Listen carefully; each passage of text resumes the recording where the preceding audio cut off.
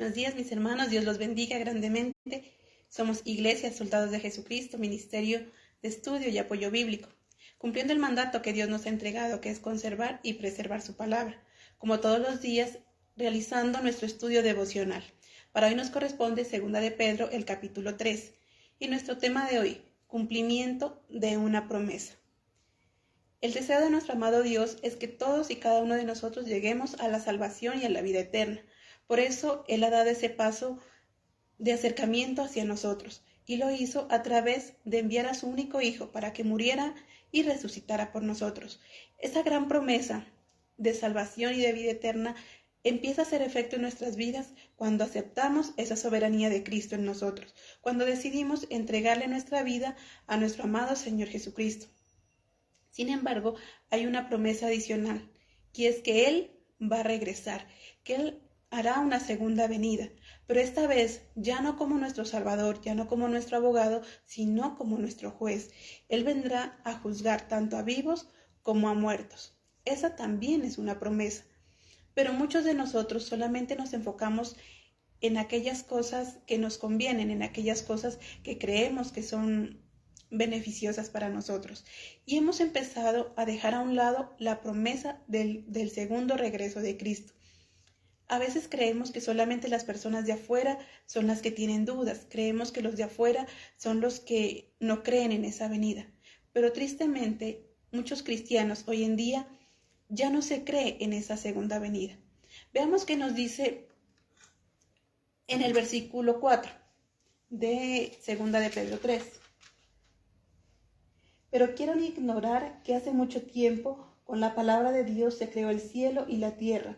Fue creada a partir del agua y se mantiene por el agua. Empezamos entonces a dudar de ese poder de Cristo. Que los de afuera duden, que las personas que no conocen tengan dudas, podríamos decir tal vez es de alguna manera normal, pues no conocen el poder de Cristo, pues no conocen esa soberanía. Pero que nosotros como cristianos, que nosotros estando tal vez tanto tiempo dentro del Evangelio, empecemos a dudar de ello, nos lleva a un nivel de alejamiento de Dios. Y eso muchas veces es producto por lo que otros dicen o por lo que vemos en otras personas. Veamos qué dice el versículo 3. Es importante que entiendan lo que sucederá en los últimos días. Habrá gente que vivirá solo para sus malos deseos y se burlará de ustedes. Dirán, en el versículo 4, dirán, Jesús prometió regresar, pero ¿dónde está? Nuestros padres ya murieron y el mundo sigue igual desde que fue creado. Vemos entonces que las personas de afuera empiezan a hacernos dudar de ello, diciéndonos y burlándose de nosotros, diciendo, miren que dice que va a venir, pero ¿dónde está? Y es más, argumentan algo que nosotros podríamos decir es real. El mundo sigue igual. El mundo sigue lleno de maldad, el mundo sigue lleno de personas deshonestas, de crímenes, de desviaciones. Y eso tal vez los de afuera lo ven como algo real y nos muestran a nosotros también como una realidad que empieza a hacernos dudar de ese poder. Por eso entonces el apóstol Pedro quiere hacernos entender eso, ¿no? Es necesario que entiendan que eso va a pasar. Si el mundo continúa igual, podríamos decirlo entre comillas, es porque muchos de estas personas, incluso muchos de nosotros, no nos hemos acercado a la soberanía de Cristo. Decíamos que la promesa de redención y de salvación de Cristo se hace realidad en nosotros cuando aceptamos a Jesucristo como nuestro Señor, como nuestro Salvador, y aceptamos también la vida que Él nos ofrece. Aceptamos cumplir sus mandamientos y por ende vamos a recibir también todas sus bendiciones y promesas. Pero si por el contrario optamos por la segunda opción de desconocer a nuestro Salvador, de alejarnos de Él o de no confiar en Él, vamos a ver entonces lo que vemos en la actualidad. Un mundo desastroso, una vida infeliz aún siendo cristianos.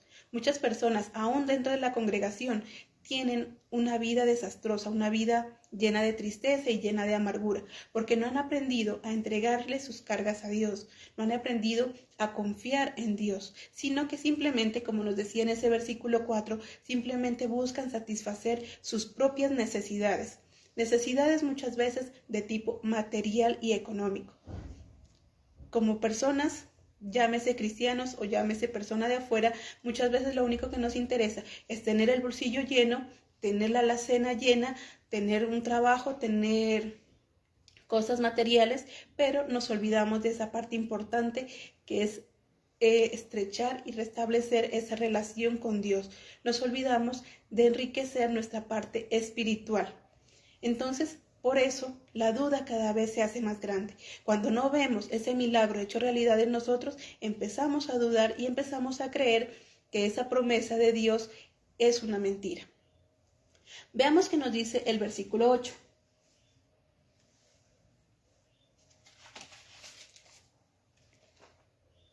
No ignoren esto, amados hermanos, para el Señor un día es como 1000 años, y 1000 años son como un día. Para entender entonces que esa promesa es real y se cumplirá en el tiempo de Dios, debemos recordar lo que nos dice Pedro en este versículo, que nuestro tiempo es muy diferente al tiempo de Dios. Muchas veces nosotros queremos hacer todo de manera inmediata. El afán de este mundo nos obliga a hacer todo de una manera anticipada y de una manera ágil. A veces ya no disfrutamos nada, a veces simplemente hacemos las cosas por cumplir, pero lo hacemos simplemente porque el tiempo se pasa y pretendemos que Dios actúe de la misma forma. Y en ese versículo nos dice que el tiempo de Dios es muy diferente a nuestro tiempo. Es decir, para nosotros tal vez Dios se está tardando en cumplir esa promesa o se está tardando en cumplir ese milagro. Pero Él sabe que lo hará en el tiempo perfecto, en el tiempo que Él lo considere necesario para nuestra vida. Veamos también ahí en el versículo 9. No es que el Señor se tarde en cumplir lo que prometió como piensa la gente. Lo que pasa es que Dios es paciente porque no quiere que nadie sea destruido, sino que todos cambien su vida y dejen de pecar. Este versículo es muy importante. Nos hace entender que si algo está pasando es porque Dios lo permite en primer lugar, y segundo, que Él no ha venido o no ha cumplido esa promesa de regresar porque dice nos está dando una nueva oportunidad. Él quiere darnos la oportunidad de arrepentirnos, Él quiere darnos la oportunidad de tener una vida diferente, de tener una vida en bendición. Por eso es que Él no ha cumplido su promesa de regresar. Y todos aquellos que se burlan y dicen, ay no, ¿dónde está? ¿Dónde está? Que quieren que lo haga de manera apresurada, no se dan cuenta que si Dios lo hace de esta forma, muchos nos condenaríamos, porque no estamos preparados para ese segundo regreso, porque muchas veces estamos alejados de la presencia de Dios o estamos haciendo cosas desagradables delante de Él. Nos dice que simplemente Él es paciente y esa paciencia hace parte del amor que Él tiene hacia nosotros, porque Él no quiere juzgarnos a todos. Él, aunque es una promesa que Él vendrá a juzgarnos, su intención y el deseo de su corazón es que todos podamos llegar a esa salvación y a esa vida eterna. Veamos qué dice el versículo 15. Consideren la paciencia de nuestro Señor como una oportunidad para obtener la salvación. Esto es lo mismo que les ha escrito nuestro querido hermano Pablo con la sabiduría que Dios le dio. También vuelve y nos recalca que esa paciencia de Dios simplemente es una oportunidad. Cuando nosotros sintamos que Dios tarda en hacer algo en nuestra vida, no lo veamos como una tardanza, no lo veamos como un defecto en Dios. Todo lo contrario, miremoslo como una nueva oportunidad, porque si Dios está tardando en hacer algo, es porque sabemos que cosas más grandes vendrán. Él se tarda en regresar a esa segunda venida porque nos da la oportunidad para que mejoremos y seamos personas diferentes. Sabemos que todo lo bueno toma su tiempo, desde una comida. Hay comidas que son un poco más elaboradas y requieren más tiempo de cocción, más tiempo de preparación, más tiempo también para decoración. Todo lo bueno toma su tiempo. Y si eso pasa a nivel secular, con mayor razón a nivel espiritual. Si estás tal vez afanado, estresado, exigiéndole a Dios y pidiéndole a Dios que actúe de manera inmediata, Piensa en esto, piensa en que si Dios está tardando es porque está preparando para ti y para cada uno de nosotros algo maravilloso. Si Dios está tardando es porque de verdad eso que está por venir es mucho más grande que eso que estoy exigiendo en este momento. Vemos entonces que la paciencia que Dios nos tiene hace parte de su amor. Por eso Dios quiere que aprendamos a esperar en ese tiempo, que ese tiempo que estamos esperando no nos dediquemos a llorar, a lamentarnos, a exigirle, sino que nos preparemos y nos preocupemos por ser cada día mejores personas. Veamos qué nos dice el versículo 11. Todo será destruido, por lo tanto, piensen qué clase de persona deben ser y vivan una vida dedicada a servir a Dios. Y el versículo 14. Estimados hermanos, ya que están esperando que esto suceda, asegúrense de que su vida esté libre de pecado y busquen la paz con Dios. En estos dos versículos nos muestra qué hacer para que esa espera no sea tan larga, podríamos decir. Cuando en nuestra vida estamos esperando que algo pase, el tiempo para nosotros de alguna manera se pasa lento. Pero si buscamos algo productivo que hacer, el tiempo pasa mucho más rápido. Y es lo que Dios nos dice. Mientras Él regresa, volvámonos productivos. Nos decía en el versículo 11, habrán algunos que ¿qué clase de persona, dice, quieren ser? Unas personas que podamos llegar a la destrucción por nuestra mala manera de vivir, o personas que tengamos una vida dedicada al servicio a Dios. Dios entonces nos está diciendo, tal vez el tiempo de su regreso aún no ha llegado, pero sabemos que está muy cerca por todas las señales que hemos visto. Nuestro Señor Jesucristo nos dice que Él vendrá como ladrón en la noche, en cualquier momento, cuando menos lo esperemos, pero nos hace una recomendación.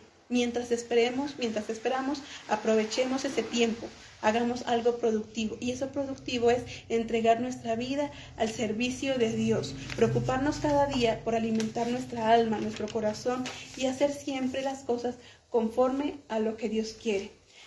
En el versículo 18, conozcan mejor a nuestro Señor y Salvador Jesucristo, y así recibirán cada vez más de su generoso amor. Alaben a Cristo ahora y siempre así sea. Una manera productiva entonces de esperar ese tiempo es conociendo a nuestro Salvador a través de su palabra, a través de los estudios, a través de lo que Él nos enseña en la Biblia. Y nos dice también, alábenlo, gócense delante de su presencia, y de esta manera vamos a poder recibir todas esas bendiciones. Dios no nos dice, exijan, lloren, reclamen un milagro, lamentense. No, nos dice simplemente, sean productivos en este tiempo de espera. El tiempo del regreso de nuestro Señor Jesucristo está muy cerca. Y nos dice entonces, ¿quiénes somos nosotros y qué clase de personas Cristo va a encontrar en nosotros? Personas de bendición, personas consagradas a Él, dedicadas a su servicio, o personas encargadas de juzgar, de dañar, de lastimar. Él vendrá a juzgar a vivos y a muertos y cumplirá su justicia a cada quien conforme a lo que se merece. Correspondamos entonces a ese amor, a esa paciencia que Dios nos tiene de la mejor manera, tratando de actuar siempre obedeciendo a Dios, enamorándonos de su presencia, estudiando cada día y llevando también a otros a esa salvación. Recuerden que el deseo que Dios tiene en su corazón es que todo el mundo sea salvo. No únicamente nosotros, sino que también seamos un instrumento útil para que otras personas lleguen a esa hermosa salvación. Amén. Mis hermanos, entonces de esta manera finalizamos nuestro estudio. Damos las gracias a Dios por permitirnos culminar este devocional maravilloso. Que Dios los bendiga grandemente, que tengan un feliz fin de semana y un feliz resto de año, y que este año que comienza sea lleno de muchas bendiciones tomados de la mano de Dios. Dios los bendiga, hasta nuestra próxima emisión.